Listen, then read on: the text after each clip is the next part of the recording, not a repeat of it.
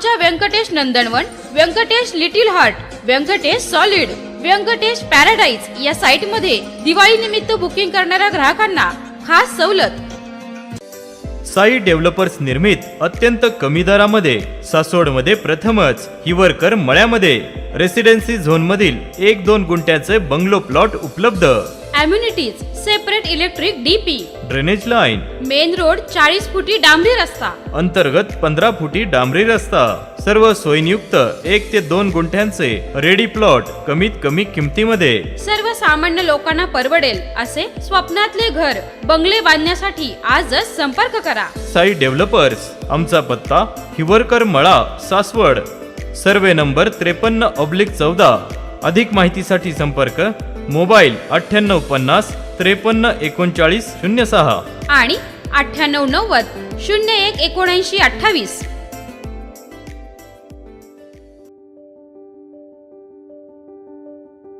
नमस्कार, सह्याद्री 24/7 या चॅनलवर आपल्या सर्वांचं मनापासून हार्दिक स्वागत।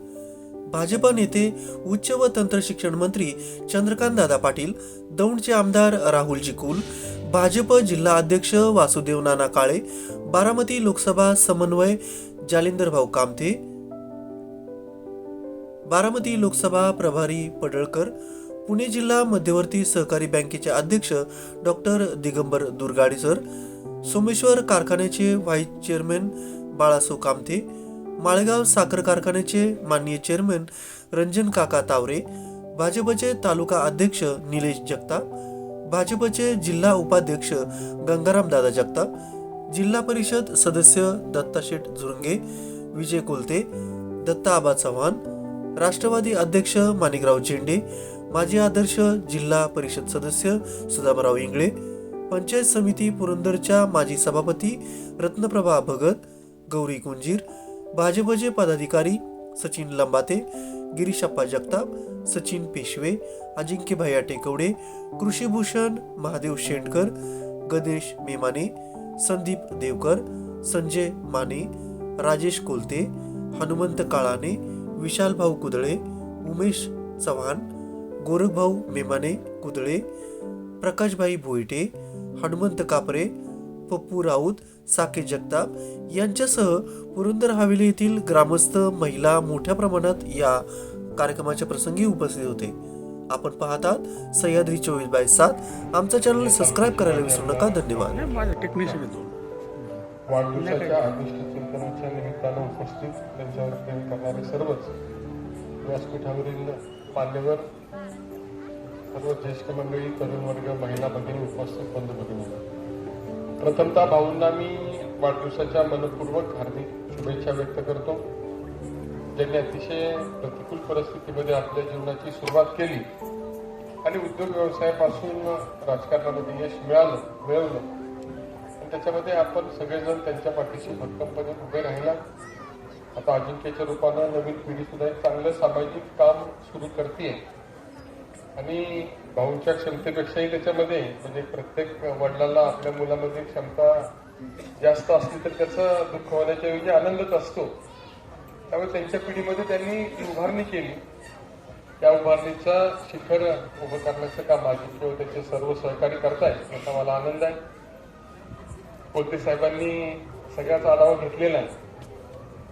तर आम्ही ज्यावेळेस शाळेत शिकत होतो त्यावेळी ते पदावर असणारी सगळी प्रमुख जिल्ह्यातील मंडळी होती। सतीश भैया माझे शेजारी आहेत। या सगळ्यांनी जिल्ह्याचं राजकारण अतिशय बारकाईने पाहिलेलं आहे आणि आज या वाढदिवस अभिषेक निमित्तानं त्यांनी सगळ्या गोष्टींचा आढावा घेतलेला आहे। आज राजकारणाची परिस्थिती काय बोलावं यापेक्षा काय बोलू नये याचा विचार करण्यासारखी आहे। त्यामुळे आज बोललेलं उद्या कोण काय वापरेल आणि पुढे वापरेल याचा भरोसा नाही आणि कोणता पक्ष पुन्हा जाईल याचाही भरोसा नाही। आणि या 5 वर्षामध्ये माझ्यावर माझे सहकारी जयकुमार गोरे हे सातत्यानं या सगळ्या गोष्टीवर चिंता करतात की काय चाललंय महाराष्ट्रामध्ये। मी त्यांना सांगितलं की ह्याचा असा विचार करण्याच्या ऐवजी आपण असा उलटा विचार करू की महाराष्ट्रामध्ये 50 वर्षामध्ये जे घडलं नाही ते या 4 वर्षामध्ये घडलं आणि ती प्रक्रिया आपल्याला अतिशय जवळून पाहता आली, आपल्याला अनुभवता आली आणि त्यामुळे त्याचं आपण सकारात्मक जरी पाहिलं तरी आज कोलते साहेबांनी जे सांगितलं ते खरं आहे। परंतु माझ्या मते राजकारणाच्या पुढे जाऊन, पक्षाच्या पुढे जाऊन आपले वैयक्तिक संबंध जपणं हीच पुढच्या काळामध्ये गरज राहणार आहे. आणि मागच्या काळात सुद्धा हीच गरज होती. ज्यांनी ओळखले ते पुढे गेले, ज्यांनी संकुचित राजकारण केले ते अडचणीमध्ये आहे. भाऊंनी मात्र नेहमीच पहिला मूळचा व्यावसायिक दृष्टिकोन, नंतर राजकारणामध्ये सुद्धा सगळ्यांच्या बरोबर सामावून घेण्याची तयारी, त्याच्यावर ज्या ठिकाणी आहे त्या ठिकाणी चांगलं काम केलं. आपल्या आयुष्यामध्ये आपण किती कमी केलं आणि कोणतंही चांगलं पद मिळालं तरी प्रत्येकाला पुढचं पद हे अपेक्षित असतंच.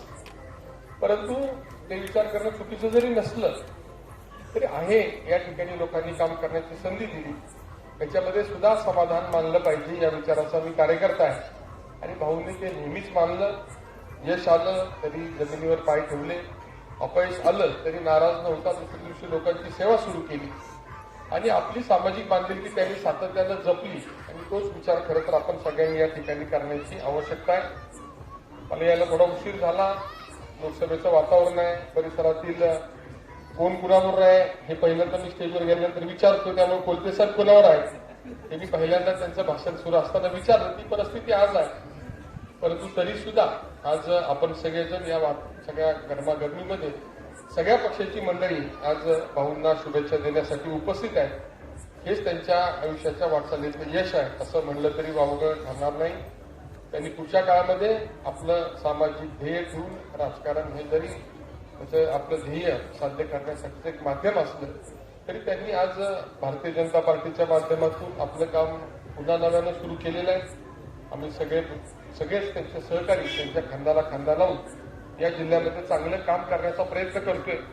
पक्ष कोणताही असला तरी आपल्या परिसरातील सामाजिक बांधिलकीनं आपल्या परिसरातील पुरंदर तालुक्याचे माजी आमदार,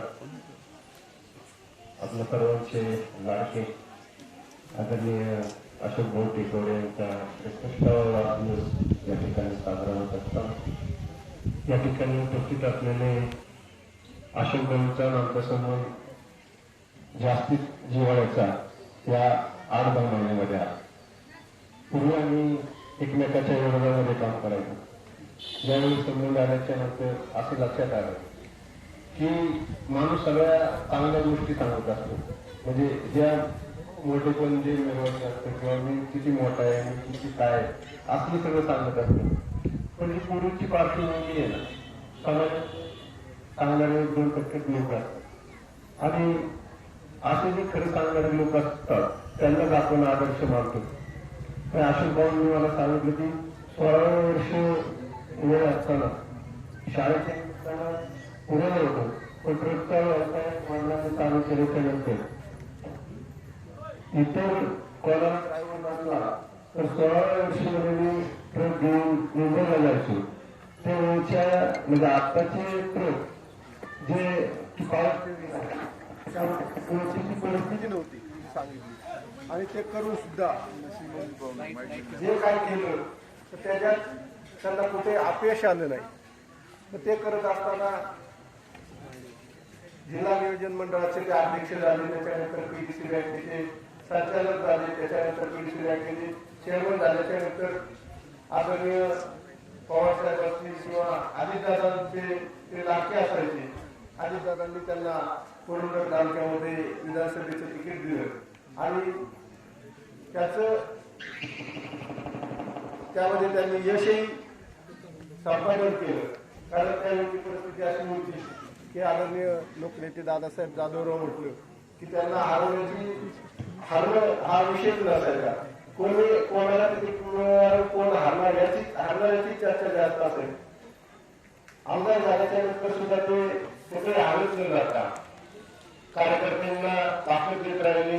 विकासाच्या कामाच्या बाबतीत प्रचंड कामाचा डोंगर उभा केला.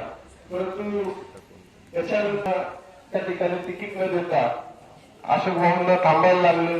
जवळच्याच लोकांना जास्त ताकद दिल्याच्या नंतर काय होतं त्याचा एक तो परिणाम मानावा लागेल. परंतु ते कुठे थांबले नाहीत, लढत राहिले, पार्टीची प्रामाणिकपणे काम करत राहिले. काही दिवसानंतर परत त्यांच्या लक्षात आलं बरंच काही गोष्टी घडल्याच्या नंतर आम्ही एकत्र आलो. 2-3 कार्यक्रमात असंच एकत्र आल्याच्या नंतर आम्ही भाऊंना विनंती केली. माळेगाव तालुक्याचे शिवाजी चेअरमन ज्यांचा स्नेह गेले 25-30 वर्षाचा आमचा आहे. ते आमचे रंजन काका आवडे, दूध संघाचे संचालक आणि तरुण पिढीला समाजाला एक दिशा देण्याचं काम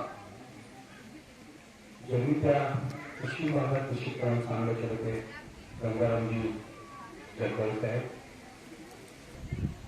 भावनी बहिणी, आज आपण वाढदिवस त्यांचा साजरा करतो. आयुष्यातल्या बऱ्याच घटनाक्रम मार्गी लावल्यानंतर कुठल्या तरी वळणावर असं पाठीमागं वळून बघावं लागतं. पुढे जाता जाता वाघ सुद्धा काही पावलं चालल्यानंतर पाठीमागं उभे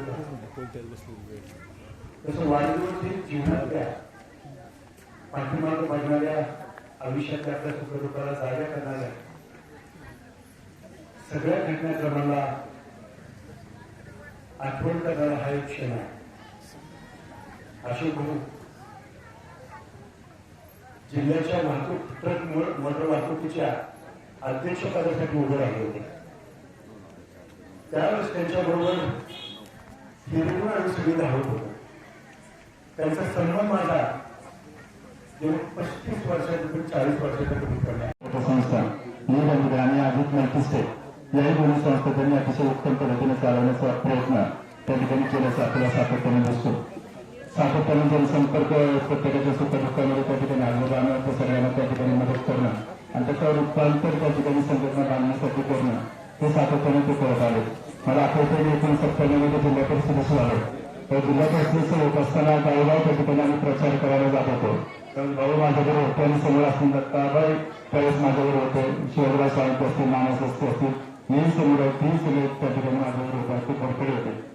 तशा पद्धतीने कार्यकर्त्याला ताकद देणं, त्याला आधार देणं आणि त्याचं सगळं सुखदुःखामध्ये सातत्याने थांबणं मला वाटतं राजकारण याच्यासाठीच आपण सगळेजण करत असतो. राजकारणामध्ये सगळ्यांनाच पदं मिळतील असं नाही, मिळालेली पदं टिकतील असं नाही आणि पुढे पदं करत येणार नाही. स्पीकर इकडे घ्या ना, इथं कॉपरेट स्पीकर घ्या ना, एक स्पीकर इकडे थोडा एक स्पीकर इथं कॉपरेट हा इथं आवाजाचा प्रॉब्लेम येते. तो त्या ठिकाणी राजकारणामध्ये टिकत असतो. त्यामुळे शालेय सुख असेल, दुःख असेल, सण असतील, उतार असतील, मान असतील, सन्मान असतील, अपमान असतील, या सगळ्या प्रकारच्या गोष्टी प्रत्येक राजकारण्याच्या आयुष्यामध्ये कितीदा तरी त्या ठिकाणी त्याला त्या भोगाव्या लागतात, सोसाव्या लागतात. निवडून आलो आपल्याला चांगलं झालं की लोक कौतुक करतात, डोक्यावर घेतात. ज्यावेळेस आपण आपल्या अपयश येतं त्यावेळेस मात्र आपण आणि जवळचेच लोक त्या ठिकाणी घरामध्ये असतो. हे सगळं राजकारणामध्ये समाजकारणामध्ये असते. समोरच्यांनी स्टेजवरच्या सगळ्यांनी भोगले. निवडून आलं तर खांद्यावर सगळे सत्कार डीजे हे ते जोरात असतो. पडलं तर घरी जाऊन एकतर त्या ठिकाणी बरोबर रडत असतो, त्याच्या अश्रू त्या ठिकाणी उशीवरती पडत असतात. ते लोकांना दिसत नाही. त्यामुळे राजकारणामध्ये कधी कधी सत्तेत असणारी माणसं सगळ्यांना दिसतात, पण त्यांचं खत होतं अशा प्रकारची माणसं त्या ठिकाणी दिसत नाही. तर त्यांच्या खतावरती बऱ्याचशा जणांचं राजकारण त्या ठिकाणी होत असतं. याचाही आपण त्या ठिकाणी सगळ्यांनी प्रत्येकाने माझ्यासह आपण सगळ्यांना तर या सगळ्या प्रकारच्या गोष्टीला तोंड द्यावं लागतं. म्हणून मला असं वाटतं की जो कोणी 25, 30, 35 वर्ष सक्रिय राजकारण करतो आणि त्या राजकारणात टिकतो त्याचंही वेगळ्या प्रकारचं कौतुक केलं पाहिजे. पण दुर्दैवाने राजकारणी लोकांच्याकडे बघण्याचा अजूनही तेवढ्या प्रकारचा जे दुसरी बाजू जी असते राजकारणाची ती बऱ्याचदा दिसत नाही. त्याच्याकडे पायाभूत सुविधा नसतात, इन्फ्रास्ट्रक्चर नसतं, साधनं नसतात, बऱ्याच गोष्टी पैसा नसतो, संस्था नसतात, त्यांनी राजकारण करायचं. हे सगळ्या बरेच लोकांना हवे असणारे पुरंदर हवेलीचे माजी आमदार आदरणीय अशोकभाऊ टेकवडे यांच्या शुभचिंतनासाठी आपण सगळेजण जमलेलो आहोत. माझ्या अगोदर कार्यकर्त्यांनी भाऊंची बरीच स्तुती केली. भाऊंनी कामाचा जो आहे आपल्याजवळ डोंगर उभा केलेला आहे तो सांगितलेला आहे. मित्रांनो, माणूस मोठा झाला की सगळे जवळ येतात. जसं राष्ट्रवादी बाळून सगळे फार भाषण होते, त्याला ह्याला काप, त्याला बसवून त्याला काप. आज अवस्था काय झाली, त्याला जर बहुमती घेतलं असतं का आपल्याला आज काय तो आमदार आहे. ज्याला 10,000 आजाराला कोणी पाडू शकत नव्हतं त्याला ह्यांना उभं केलं. तुम्हाला कोणाला माहिती असेल त्याला मी नितीनला म्हणलं, नितीन अरे अशोकांना ते तिकीट दिले, मला कशाला पाहिजे वगैरे करतो, 10,000 रुपये निवडले आहे का, मी त्यांच्या बहिणी दिले. म्हणलं तू काळजी नितीन तू काळजी करू नको, म्हणलं अशोकराव 100% निवडून येतील. की लोणीचा जो खालचा भाग आहे तो अतिशय चांगला आहे. भाऊचा अतिशय काम आहे. भाऊनी आम्ही 27 वर्ष आम्ही दोघं जण एकत्र आहोत. आम्ही दोघं एका स्कूटरवर फिरलेला आहे. पण भाऊची गरिबी कधी विसरलेली नाही. अडचण झालेल्या माणसाला मदत करणं, त्याला बाहेर कसं काढणं, हे भाऊंनी अतिशय चांगल्या प्रकारे आदिल मंडळीच्या माध्यमातून काम केलेलं आहे. आणि आपलं कुटुंब सांभाळताना, आपला तालुका सांभाळताना, आपलं गाव सांभाळताना सर्वांना बरोबर होऊन झालेलं आहे. मला ह्या गावामध्ये माझे 2 नातेवाईक आहेत. पहिली माझी एक वहिनी होती, टेकवाडीची गेलेली आहे. अतिशय आनंद अशा वातावरणामध्ये आपण पुरंदर आघाडीचे कार्यसम्राट माजी आमदार आदरणीय अशोक भाऊ टेकवडे यांचा वाढदिवस साजरा करत आहोत. खरं तर विकासाची दूरदृष्टी असणारं नेतृत्व, विकासाचं दूरदृष्टी असणारं नेतृत्व पुरंदर तालुक्याला लाभलं होतं. भाऊंच्या काळामध्ये कामांची यादी जर पाहिली तर त्याच्यानंतर जे आमदार झाले त्यांना 5 वर्षाची कामांचे उद्घाटन करण्यातच 5 वर्ष गेली भाऊ. ही आम्ही आमच्या डोळ्याने पाहिलेलं आहे. भाऊंची काम करण्याची पद्धत, तळागाळातील माणसांना बरोबर घेऊन जाण्याची पद्धत. आणि जेव्हा जेव्हा पत्रकार म्हणून भाऊंना भेटायचो, बहुजन हक्क परिषदेचा एक सर्व संस्थापक अध्यक्ष या नात्याने मी भाऊंना भेटायचो, त्यावेळेस तळागाळातील माणसांबद्दल असणारी तळमळ, माणसांवर असणारं प्रेम भाऊंच्या प्रत्येक शब्दातून व्यक्त व्हायचं. भाऊ, आपला हा विकासाचा महामेरू असाच कायम देवत राहू. आपणाला मी माझ्या बहुजन हक्क परिषदेच्या वतीनं तुम्हाला लाख लाख असं शुभेच्छा देतो आणि मी या ठिकाणी माझे 2 शब्द थांबवतो. माजी आमदार जवळचे सुपुत्र आणि पुरंदरचे नेते आदरणीय भाऊ यांना त्यांच्या वाढदिवसानिमित्त मी माझ्या कुटुंबियांच्या वतीने, जेजुरी इंडस्ट्रीयल मॅन्युफॅक्चरर्स असोसिएशनच्या वतीने सर्वप्रथम भाऊ आपणांना वाढदिवसानिमित्त शुभेच्छा देतो. बहुसंख्येने उपस्थित भाऊंवरती प्रेम करणारा या परिसरातील सर्व वर्ग, त्याचबरोबर व्यासपीठावरील उपस्थित मान्यवर, 2000 ते 2009 या काळामध्ये भाऊंना पुरंदर हवेलीचं नेतृत्व करण्याची संधी मिळाली. आणि खरं तर राजकीय जवळार्जुन गावातून जवळार्जुनचा एक सुपुत्र परिसरातूनच नव्हे तर आपल्या पुणे जिल्ह्यातून, वेगवेगळ्या भागातून, आसपासच्या तालुक्यातून वेळात वेळ काढून आपण सर्वजण इथे जमलेलो आहोत. आजचे खरं तर ज्यांचा वाढदिवस आहे ते आपल्या सर्वांचे लाडके भाऊ अर्थात अशोक भाऊ, माजी आमदार अशोक भाऊ टेकवडे साहेब यांच्या वाढदिवसाचं औचित्य साधून आपल्या सर्वांना एकत्र येण्याची संधी मिळालेली आहे. हा आजचा दिवस भाऊंच्यासाठी एक वेगळा आहे. दरवर्षी ते वाढदिवस साजरा करत असतील त्यांच्या कुटुंबियाच्या वतीनं, मित्रपरिवाराच्या वतीनं. पण आताच वक्त्यांनी सांगितलं आम्ही का वाढदिवस साजरा करायचा निर्णय घेतला. खरं तर अशोक भाऊ हे असं एक व्यक्तिमत्व आहे, त्यांचं संपूर्ण कालखंड, त्यांच्या कामाची पद्धती, त्यांची संपूर्ण वाटचाल सर्वच वक्त्यांनी आपल्या भाषणातून सांगितली. एक सर्वसामान्य कुटुंबातला एक तरुण एक भूमिका घेऊन बाहेर पडतो, लोकसेवेचं व्रत घेतो, मनामध्ये तळमळ असते, मी काहीतरी खस्ता खाल्लेले आहेत, माझ्या पुढच्या पिढीला, माझ्या कुटुंबाच्या पलीकडे जाऊन सर्वसामान्य माणसाला, साध्या साध्या कुटुंबातल्या गोरगरिबांना या कष्टा खाण्याची वेळ येऊ नये म्हणून एक त्यांचं जीवन सुकर होण्यासाठी मला काहीतरी करायचंय, ही समाजासाठी उतराई होण्याची भूमिका घेऊन अशोक भाऊंनी आपल्या कामाची सुरुवात केलेली आहे. आणि त्यांचं बघता बघता वाटचाल आपण बघाल, जिल्हा परिषद असेल, स्थानिक स्वराज्य संस्था असतील, त्यामध्ये त्यांनी केलेलं काम असेल, बँकेवर केलेलं काम असेल, चेअरमन म्हणून केलेलं वाटचाल असेल, याच्याही पलीकडे जाऊन अखंड महाराष्ट्राचं कुलदैवत अर्थात जेजुरीचा खंडेराया, मार्तंड मल्हारीचं असं ठिकाण, अशा ट्रस्टवर त्यांनी मुख्य विश्वस्त म्हणून केलेलं काम असेल.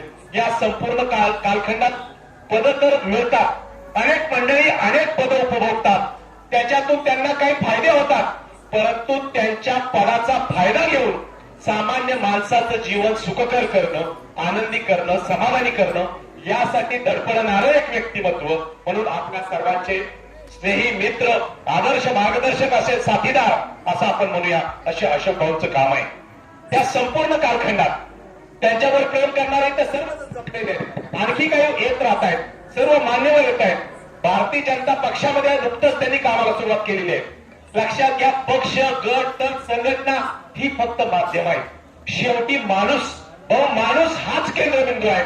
आणि अशोक भाऊंच्या कामाची पद्धती, माझा त्यांचा सहवास खूप कमी काळात, अलीकडच्या काळात आला. पक्षाच्या भूमिकेतून आम्ही एकमेकांना ओळखत असलो तरी भेटीगाठी होणं महत्वाचं असतं. पक्षाचं एक निमित्त घडलं, भाऊंचं काम जवळून पाहायला मिळालं. अतिशय चांगलं काम आहे. सहकार क्षेत्रातलं काम, बँकिंग क्षेत्रातलं काम, हे सर्व काम करताना प्रत्येक ठिकाणी माणसाचा संबंध येतो आणि त्या माणसाचा उद्धार, त्याचं कल्याण, आर्थिक सक्षमीकरणाचं काम करणं गरजेचं आहे. एक उत्तम शेती, एक उत्तम संसार, उत्तम कुटुंबाची वाढ आणि विस्तार, त्याला उत्तम मार्गदर्शन आणि संस्कार, या सर्व काम भाऊ ज्या पद्धतीने करतायत हे अतिशय, मी असं म्हणेल की माणसाचं आयुष्य 100 वर्ष आजकाल सोपं नाही, परंतु 50 नंतर माणूस कुठेतरी आत्मपरीक्षण करायला लागतो, मागे वळून बघायला लागतो. गेल्या 25-30 वर्षात भाऊंनी एक क्षण ज्या पद्धतीने स्वतःला घडवत आणलं, एक उत्तम शेती, दुधाचा उत्तम व्यवसाय, त्याच्यातून एक शिस्त, त्यांनी जी बँक निर्माण केली, पतसंस्था किंवा मल्टीस्टेट बँक आहे. बोलता बोलता मला त्यांनी सांगितलं, महाराष्ट्राच्या पलीकडे मध्य प्रदेशामध्ये देखील त्यांच्या शाखा आहेत, इतर राज्यामध्ये देखील शाखा आहेत.